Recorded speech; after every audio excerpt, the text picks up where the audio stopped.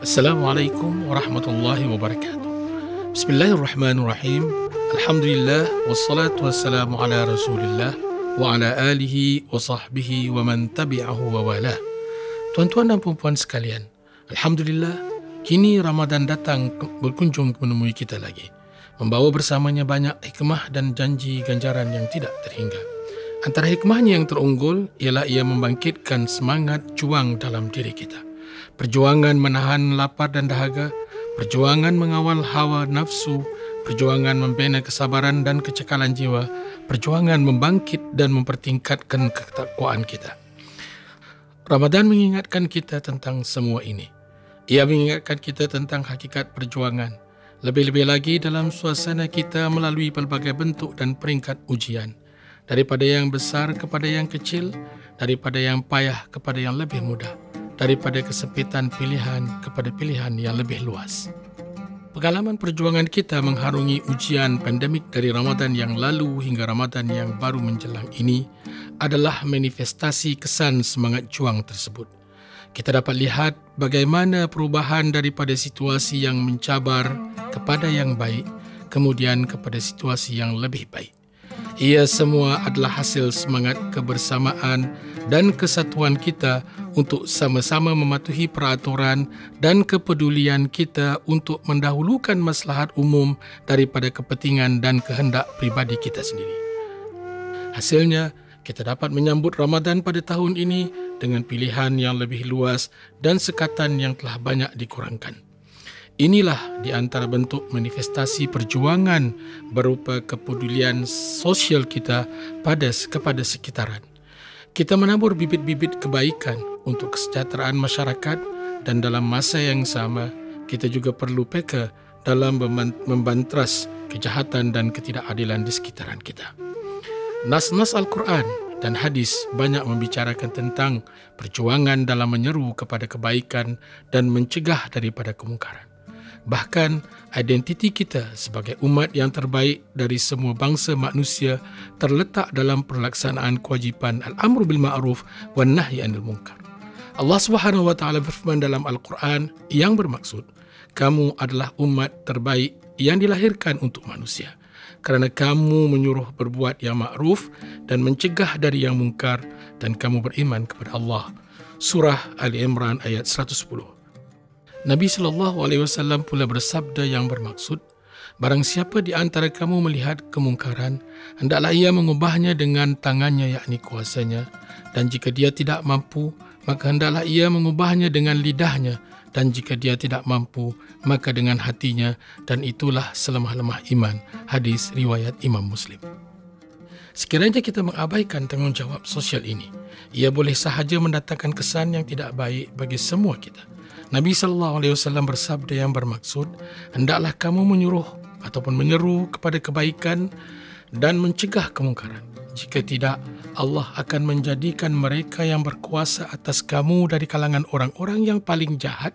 Kemudian orang-orang yang terbaik di antara kamu akan berdoa, tetapi doa mereka tidak dikabulkan oleh Allah. Hadis riwayat dari Abu Dzar. Oleh yang demikian, kita perlu jujur untuk bertanya kepada diri kita sendiri. Apakah kita benar-benar bersungguh-sungguh dalam perjuangan kepedulian sosial kita? Apakah kita telah melakukan yang terbaik dalam hal ini? Dalam masa yang sama, kita juga perlu menilai bagaimana pulakah tasawur atau model pemikiran kita. Apakah kita memiliki tasawur atau pola pemikiran yang betul? Saya bangkitkan isu pemikiran ini kerana selagi kita bertanggapan bahawa Islam itu agama pribadi yang hanya disempitkan kepada ibadah dan persoalan pribadi, maka tidak mungkin kita bersikap benar dengan tuntutan perjuangan dan kepedulian sosial Islam. Contoh-contoh kepedulian ini banyak dipaparkan oleh baginda Rasul sallallahu alaihi wasallam. Baginda berinteraksi dengan masyarakat Islam dan bukan Islam, membina dan menyusun masyarakat untuk kesejahteraan umat dan sekitaran, menegakkan tamadun Rabbani untuk ikutan dunia, dan baginda juga membela dan memelihara masyarakat dari kemusnahan melalui nilai-nilai sejagat yang baginda anjurkan untuk kita tontoninya. Dalam konteks dunia yang semakin gelisah dan mencabar seperti sekarang ini, kepedulian sosial ini adalah lebih diperlukan. Kita boleh sahaja marah terhadap ketidakadilan di sekeliling kita, Tetapi kita seharusnya lebih marah lagi terhadap sikap diri kita apabila kita mengabaikan tanggungjawab kepedulian sosial ini. Apabila kita lebih mengutamakan kepentingan peribadi di atas kepentingan umum, atau kita tidak bersedia untuk mengorbankan hak peribadi demi kebaikan umum, apabila kita lupa akan adab sebagai seorang Muslim yang hidup di tengah-tengah masyarakat majmuk. Adalah berdosa dan tidak bertanggungjawab sekiranya kita terus membiarkan diri kita diselubungi dengan sikap tidak peduli ini. Sedang Islam dicipta sebagai agama yang menyiapkan kita untuk masa senang maupun masa yang lebih sukar. Allah menganugerahkan kita dengan Islam untuk memuliakan dan memperkasakan kita. Iman adalah perisai yang membela kita, dan janji Allah sentiasa menjadi semangat yang memotivasikan kita. Ramadan sentiasa mengingatkan kita akan perjuangan yang berterusan ini. Kita tidak memerlukan taraf intelek yang tinggi untuk menyedari bahawa perjuangan dan kepedulian sosial ini tidak mungkin dapat dihayati dengan minda yang sempit, jiwa yang lesu dan sikap yang didasari kejahilan. Yang jelas ialah, jika kita impikan sesuatu pencapaian yang terbaik, ia memerlukan perjuangan dan pengorbanan.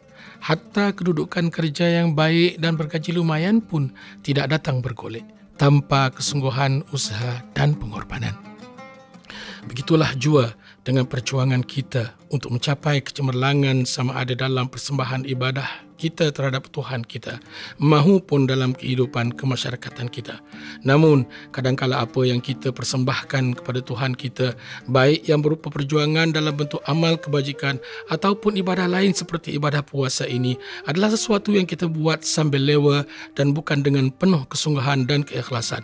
Perasaan lesu, kemalasan, kejahilan, kekeliruan, ketidakcekapan, penangguhan, salah arah dan kelupaan merupakan antara unsur-unsur yang mencacatkan perjuangan kita.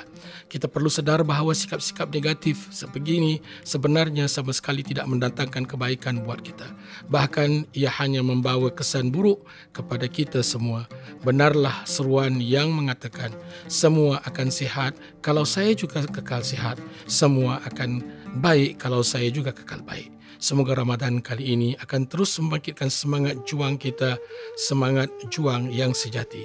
Sesungguhnya Allah lebih mengetahui. Sekian, selamat berbuka.